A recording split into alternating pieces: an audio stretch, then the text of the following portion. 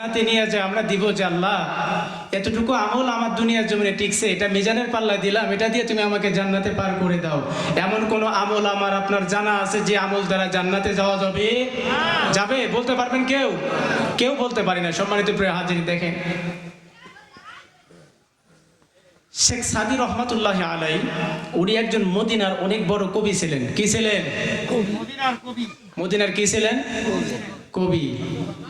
এত বড় একজন সাহিত্যিক ছিলেন, আল্লাহু আকবার। উনি একটা সময় নিজেকে নিজে জিজ্ঞাসা করতেছেন যে সাদি, তুমি তো তোমার জীবনটা ভরেই কবিতা লিখতে লিখতে তুমি পাণ্ডুলিপি ভরে ফেলছো, কিন্তু তোমার ভান্ডারে এমন একটা কবিতা আছে যে কবিতা দিয়ে মিজানের পাল্লায় দিয়ে তুমি জান্নাতে যাইতে পারবা? শেখ সাদি রহমাতুল্লাহ আলাইহি পর্যায়ক্রমে তার পাণ্ডুলিপির ভিতরে যতগুলো কবিতা লিখছিল, সমস্ত কবিতার গুলোর ভিতরে কিন্তু এমন একটা কবিতার লাইন নাই যে লাইনটা দিয়া ওই শেখ সাদি রহমাতুল্লাহ আলাইহি জান্নাতে পৌঁছে যাবে। এমন একটা অপশন ওখানে নাই। শেখ সাদি রহমাতুল্লাহ আলাইহি নিজেকে নিজে জিজ্ঞাসা করতেন, ও সাদি, তুমি যে জান্নাতে যাইবা এমন একটা কবিতা তোমার কাছে নাই, তাহলে তুমি কি দিয়া জান্নাতে যাইবা? পর্যায়ক্রমে শেখ সাদি রহমাতুল্লাহ আলাইহি উনি পাগলের মতো হয়ে গেল। কি দিয়া সে মিজানের পাল্লায় দিবে আর কি নিয়ে জান্নাতে যাবে? পর্যায়ক্রমে সে জান্নাতে যাওয়ার জন্য আমার রাসূলের শান এবং মান নিয়ে একটা কবিতা লেখা শুরু করলো। বালাগাল উলা বিকামালিহি কাশাফাত দুজা বিজামালিহি হাসানাত জামিউ খিসালিহি। তিনটা লাইন লিখলেন।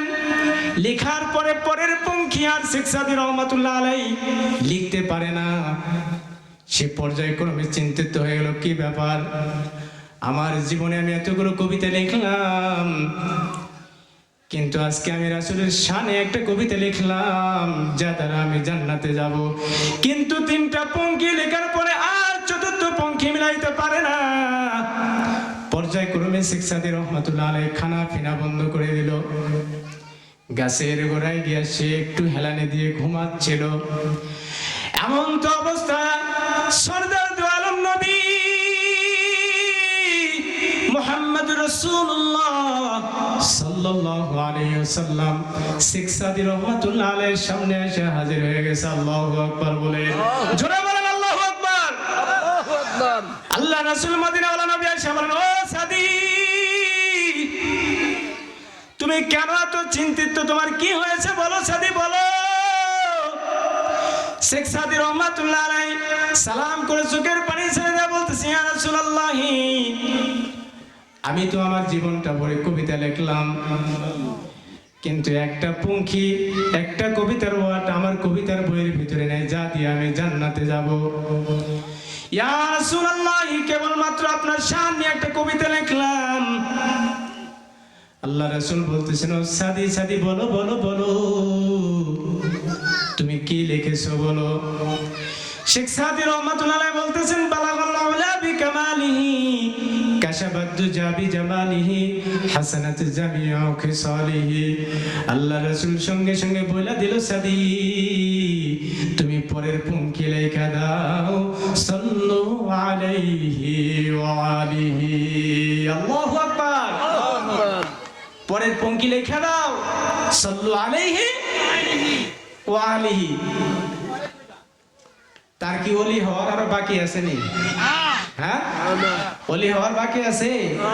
যে রাসূলের চেহারা দেখলে জাহান্নামের আগুন হারাম, কথা বলে, হ্যাঁ, সেই রাসূলকে সে স্বপ্ন যোগে দেখে ফেললো। সুবহানাল্লাহ বলবেন না? সম্মানিত ভাইরা আমার, দেখেন আমাদের বর্তমান যে সিস্টেম হয়েছে, আমরা তো আমাদের নিজেকে নিজে কখনোই জিজ্ঞাসা করি না।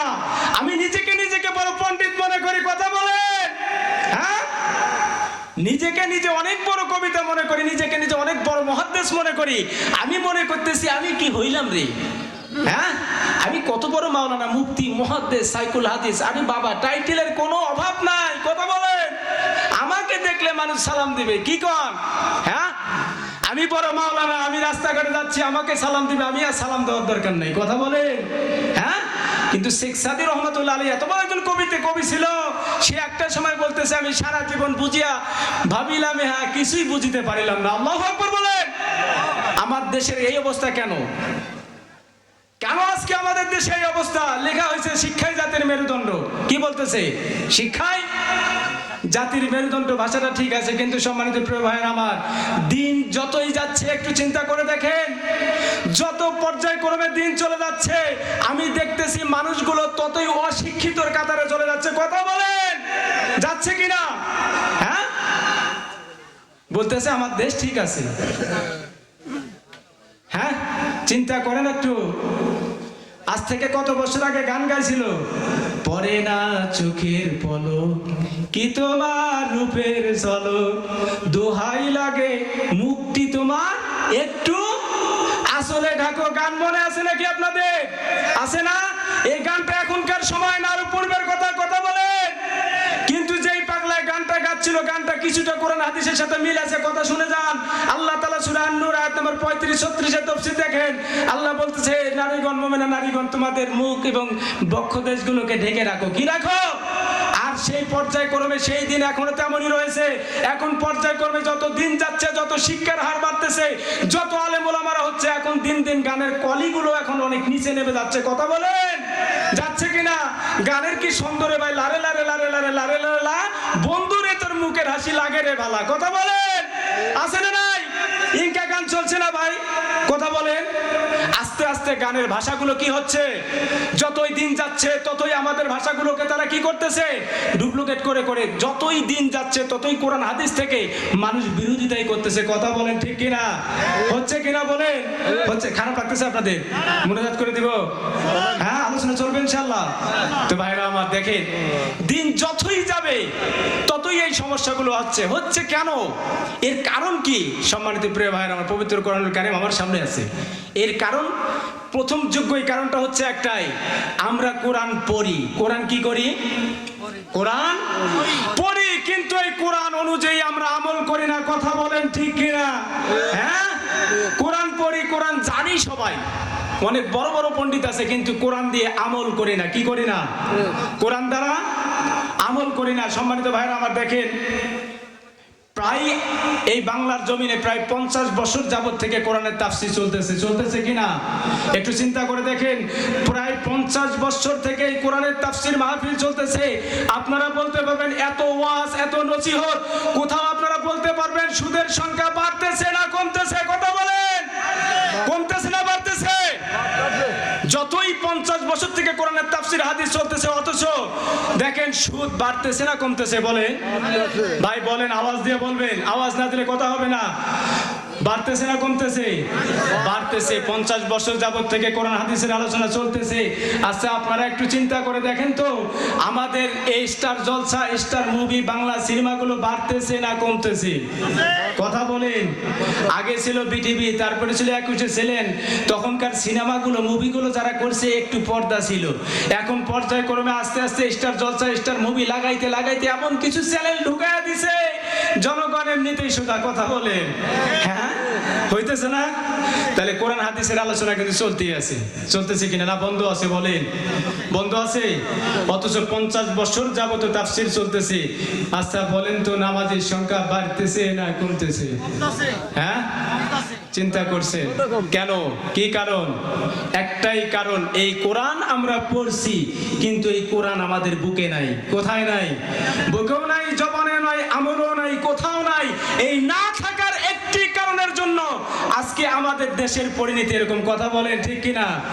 ভয় পাচ্ছেন আপনারা? ভয় পাইতেছেন? খারাপ লাগতেছে? হ্যাঁ, ভয় পান মনে হয়। ভয়ের সময় কিন্তু শেষ। সময় কি শেষ? অনেকেই মনে করতেছে হাসিনা সরকার তো পালাইছে, কি হয়েছে? ভয় আর নাই। সম্মানিত প্রিয় ভাইয়েরা আমার, আমাদের মরহুম আল্লামা দেলোয়ার হোসেন সাঈদী বলে গেছিলেন যে আমি দেখতে পারতেছি ওই আকাশের জমিনে কালো ধোঁয়া দেখা যাচ্ছে, কথা বলেন? ঠিক কিনা? সম্মানিত ভাইয়েরা আমার, এই ফ্যাসিস্ট হাসিনা বাংলার জমিন থেকে চলে যায় নাই।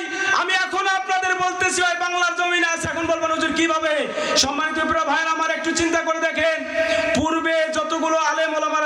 বেশি সবাই নির্যাতিত হয়েছে কিনা? এরকম মাহফিল হলে 44 ধারা জারি হয়েছে কিনা বলেন? কিন্তু ভাইরা আমার, মুসলমান ভুলে গেলে চলবে না। আবারও এমন একটা সময় আসতে পারে আমরা মুসলমান যদি আবারও ওই রকম টাকার বিনিময়ে বিক্রি হয়ে যায়, আল্লাহর কসম করে বলি এই বাংলার জমিনের মুসলমানের আবারও দুর্ভিক্ষ প্রবাহিত হবে। কথা বলেন ঠিক কিনা? আমাদের বিকৃত হওয়া যাবে না। কি হওয়া যাবে না? আমরা যদি আবারও ঈমান ছেড়ে দেই, আল্লাহ রাসূল বলতেছেন যেই বাংলার জমিনের অথবা কোন রাষ্ট্রের যদি মুসলিমদের মুসলমানদের যদি ঈমানি বাক শক্তি কমে যায়, কি শক্তি বলেন? যদি ঈমানি বাক শক্তি কমে যায়, তাহলে ওই রাষ্ট্রের ভিতরে স্বৈরাচার সরকার দিয়ে ওই সকল নাজেহেল মার্কা মুসলিম গুলারে শায়েস্তা করে দেওয়া হবে। কথা বলেন ঠিক কিনা? হবে না? হ্যাঁ, তাহলে কিন্তু সময় এখনো যায় নাই। হাসিনা চলে গেছে, আবু জেহেল উতবা সাহেবা চলে গেছে, তার ছেলাপালা বাংলার জমিনে বা সারা রাষ্ট্রে আছে না নাই? কম না বেশি? তাহলে মনে করতেছেন হাসিনা বুবু তো চলে গেছে ইন্ডিয়া, আর তো মনে হয় কেউ নাই। হ্যাঁ, এইটা মনে করতেছেন?